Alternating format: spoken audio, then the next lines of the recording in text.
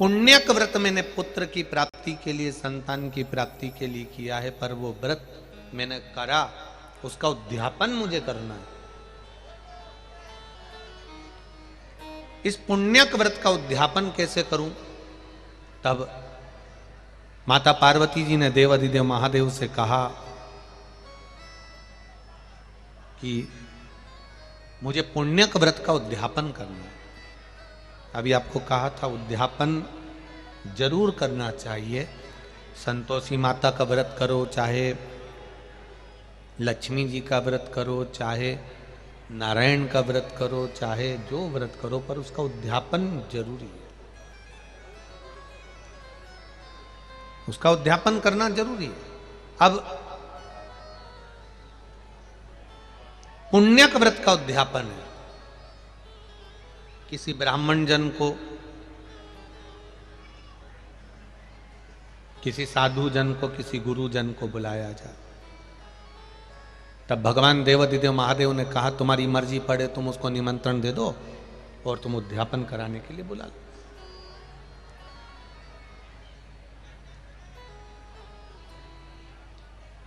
तुम्हारा मन करे तब तुम उनको बुलाओ और उद्यापन करो।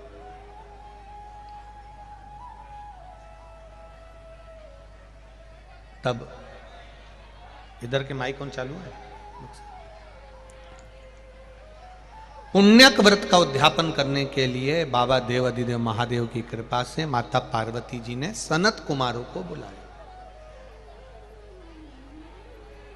सनकादि ऋषियों को बुलाया, सनत कुमारों को बुलाया और सनत कुमारों को बुलाकर पुण्यक व्रत का उद्यापन करवाया।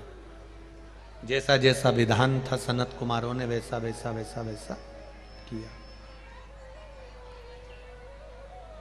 और वैसा वैसा उन्होंने जब उद्यापन करना प्रारंभ किया, उद्यापन करने के बाद में माता पार्वती इतनी प्रसन्न हो गई क्योंकि पुत्र की प्राप्ति के लिए मैंने ये व्रत रखा था।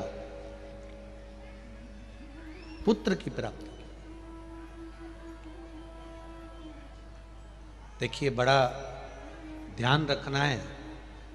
कथा श्रवण करने के लिए बैठे हो, इतनी दूर दूर से 500-500 200-200 किलोमीटर दूर से आए हो, 50-100 रुपये तुमने ऑटो वाले को लगाए होंगे, गाड़ी वाले को दिए होंगे, तब जाकर यहाँ पहुँचे होंगे। और कथा किसी एक या दो व्यक्ति के चक्कर में अगर आप लोग छोड़ दो तो वो आप लोगों का जीवन बेकार। फिर यहाँ इतनी दूर से अपन आए, और कई माताओं की आदत ऐसी होती है भाइयों की, हम उनसे कहते हैं जब इतनी दूर से आए हो, कथा सुनने के लिए आए हो, थोड़ा सा समय कथा को दो और अपनी जिंदगी को सार्थक करो। दिल से सुनो उसको। बार बार कौकड़ी गांव में कथा नहीं होने वाली। ना जाने वो तो कौन सा भाग्य लेकर आए थे ये गांव के लोग, बालोदा बाजार के लोग, जो ये कथा यहाँ हो गई। ये तो उसकी कृपा से मिली है आपको। शिव कथा कह रही। सनत कुमारों ने उद्यापन करवा दिया। जब सनत कुमार ने उद्यापन करवाया, उद्यापन करवाते से माता पार्वती जी इतनी प्रसन्न हो गई क्योंकि मैंने पुत्र की कामना से पुण्यक व्रत करा था और उस व्रत की आनंदता से, उस व्रत के आनंद में मुझे फल की प्राप्ति होगी। तो बोलो ब्राह्मण देवता, सनत कुमार देवता, हे संत गुरुदेव, मैं आपको दक्षिणा में क्या दूं, आप बता दो। मैं आपको दक्षिणा क्या दूं? इतनी प्रसन्न थी माता पार्वती, इतनी प्रसन्न थी कि उनकी प्रसन्नता का कोई वर्णन नहीं कर सकता। कई लोग हमसे कहते हैं पशुपति व्रत में घर में क्या उद्यापन नहीं कर सकते?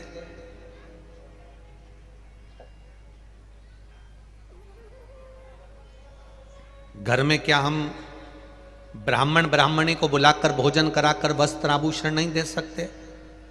हमने कभी मना नहीं करा।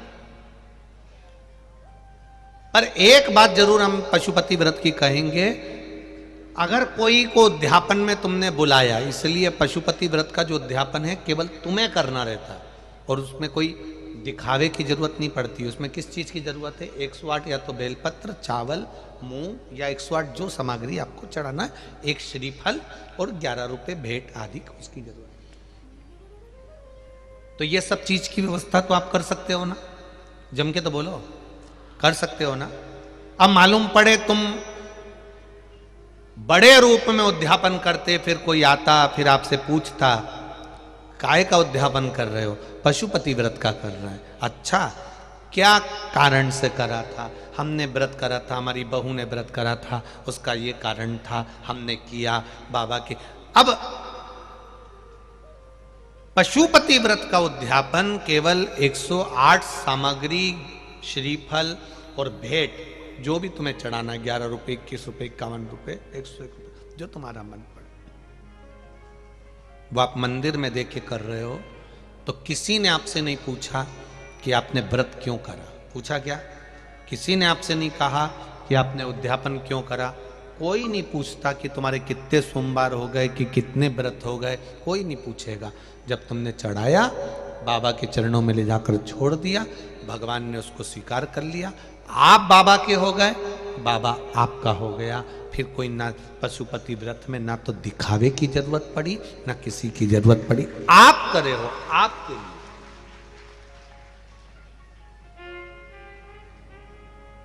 आपने किया है आपके लिए। अब सनत कुमार जी ने उद्यापन करवा दिया। सनत कुमार जी ने उद्यापन करवाया। हाँ, एक बात और अच्छे से समझ लीजिएगा, वो भी स्मरण में रहे आप लोगों के।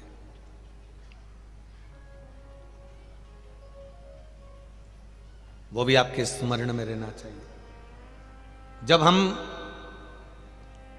श्रीफल, धतूरा या बेल का फल, बेल का फल जानते हो? बेलपत्री के वृक्ष में जो बीला लगता है, बेला लगता है, उसका फल। श्रीफल, बेलफल या धतूरा हम भगवान शंकर को जब समर्पित करते हैं तो वो किसी कामना के अनुकूल हम लोग समर्पित करते हैं कि बाबा आज मेरा ये कार्य मनोरथ पूर्ण हुआ है, या मेरा ये उपास था तो मैंने आपको समर्पित किया। धतूरा शिव जी को चढ़ाना, बेलपत्र शंकर भगवान को चढ़ाना, दोनों में अंतर है। बेलपत्र आप प्रतिदिन भगवान शिव को चढ़ा सकती हो, बेलपत्र आप भगवान शंकर को रोज चढ़ा सकती हो, प्रतिदिन समर्पित कर सकती हो। पर धतूरा जो है, जिसमें कांटे कांटे रहते हैं, वो गोल सा रहता है, उस धतूरे को हम शिव जी को जब चढ़ाएं तो विशेष ध्यान रखें कि जैसे कोई विशेष फंक्शन हो, विशेष उत्सव हो, विशेष मनोरथ हो। आज तुम्हारे मन में कोई भाव उत्पन्न हो गया कि मेरे बाबा की कृपा हो जाए और मेरा ये कार्य, तो तुम्हारे मन में आया तो तुमने धतूरे को समर्पित करा। आपके घर में कोई ब्राह्मण देवताएं हैं, अभिषेक करा रहे हैं, रुद्राष्टाध्यायी से अभिषेक करा रहे हैं, या एक छोटा सा अभिषेक आपने रखा है, मतलब मनोरथ घर में रखा है, तो आप धतूरा अवश्य समर्पित करें। शिव को धतूरा अवश्य चढ़ाएं। शिव कथा कह रहे हैं।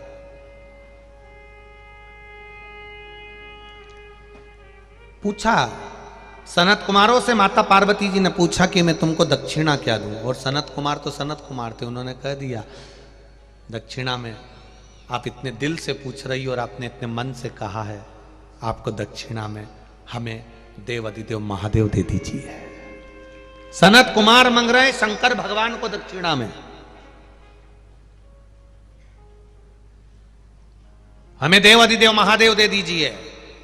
पार्वती जी की आंख में से आंसू बहाया और पार्वती मैया चक्कर खा के, व्रत की तो थी माता पार्वती, और मांगा भी क्या? देव अधिदेव महादेव,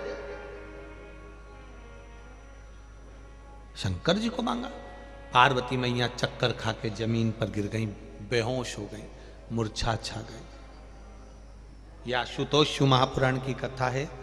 ये अभी तक आप लोगों को श्रवण करने को नहीं मिली टीवी पर, वो कथा काजरस तत्व आप लोग सुन रहे हैं कोकड़ी गांव से, छत्तीसगढ़ की इस धरा से। जरा विचार करिए इस कथा का।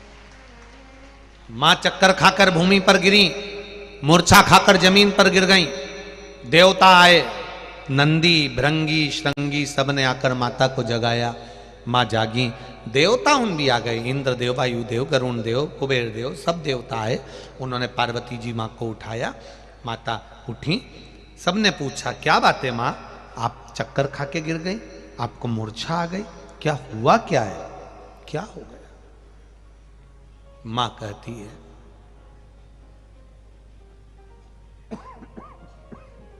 दक्षिणा में मेरे बाबा को, मेरे शंभू को, मेरे शंकर को मांगा गया है। दक्षिणा में मेरे शिव जी को मांगा गया, मेरे स्वामी को मांगा गया। स्वामी को? हां। अब देवताओं ने कहा कि देखो दक्षिणा तो देना पड़ेगी, अगर मांगी है ब्राह्मण ने तो फिर दक्षिणा तो देना। तो क्या मतलब शंकर जी को देना पड़ेगा, शिव जी को? पुत्र की कामना से तो व्रत रखा था, पति ही चले जाएगा तो पुत्र कहां से आएगा? अब पति भी दान में दे दूंगी तो फिर पुत्र आने का कारण क्या? सो पुत्र भी वारे हैं पति के लिए। पति पति होता है, प्राणनाथ प्राणनाथ होते हैं। इस मांग के सिंदूर के आगे सो पुत्र भी फीके हैं, सो पुत्र की भी कोई कामना नहीं अगर मांग में सिंदूर है। इस मांग के सिंदूर के आगे